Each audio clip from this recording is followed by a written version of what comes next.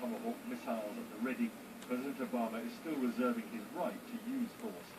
But the new reality is that American-led military strikes are now only a remote possibility. Many of the weapons inspectors who collected evidence after last month's attacks will return to Syria with some form of protection force. But will any of this relieve the suffering of Syria's people? The Americans and Russians hope it will.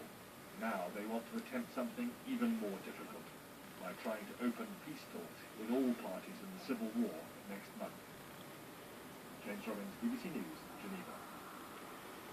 Well, our correspondent David Willis is in Washington for us now, picking up on James' point. Then how strong is the threat now of a military strike? A little mention of the threat of military action in this agreement, Kate, no doubt at the insistence of the Russians.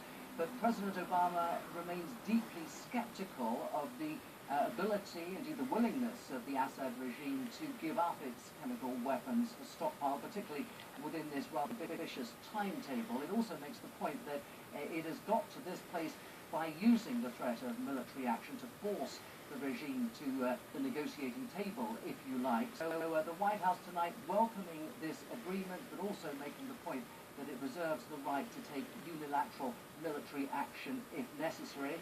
And that, of course, would unravel this whole agreement very quickly indeed, because Russia continues to insist that it was the rebels and not the government that used chemical weapons in Syria. So as John Kerry himself said, a long, hard road lies ahead. Kate.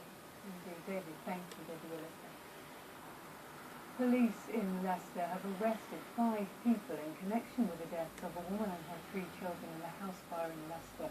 It comes as the husband and father, Dr. Mohammed Rafiq al-Sattar, spoke for the first time of his grief, saying how much he missed his family. From Leicester, David, this report. Surrounded by friends, Dr. Rafiq had been working away from home.